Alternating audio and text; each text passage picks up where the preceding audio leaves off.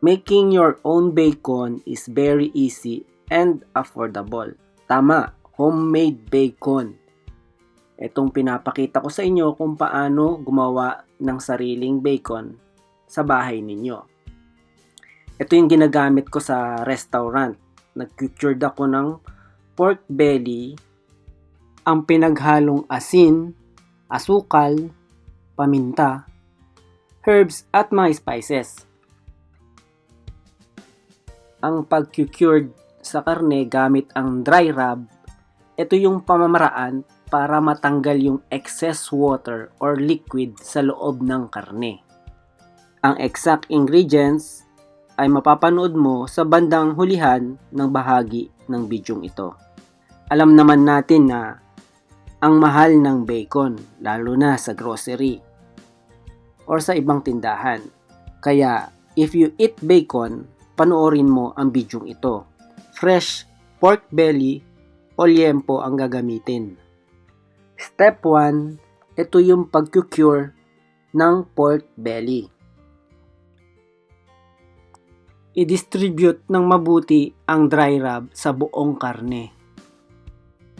Ilalagay sa fridge ng 3 araw. After overnight o pagkatapos ng 1 araw, ipiflip natin ang pork belly upang maging pantay ang pag-cured natin sa karne. Paglabas ng tubig, ang alat, ang tamis. Pagkatapos natin siyang i-flip o baliktarin, ibabalik ulit natin sa fridge. Sa pangatlong araw, ibaliktad ulit ang bacon slab at ibalik sa fridge.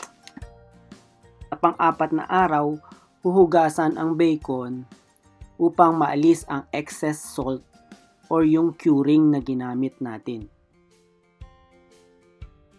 Pagkatapos hugasan, patutuyuin natin ng kitchen towel.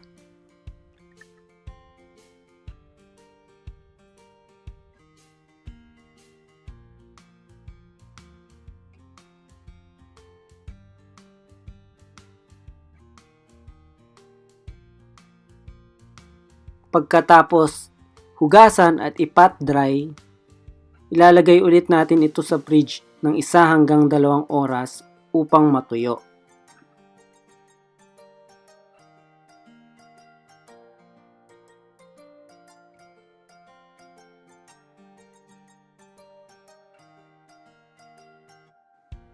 Slice and enjoy your bacon. Kung nagustuhan mo ang video na to, please don't forget i-click ang subscribe, like, and share, pati na rin ang notification bell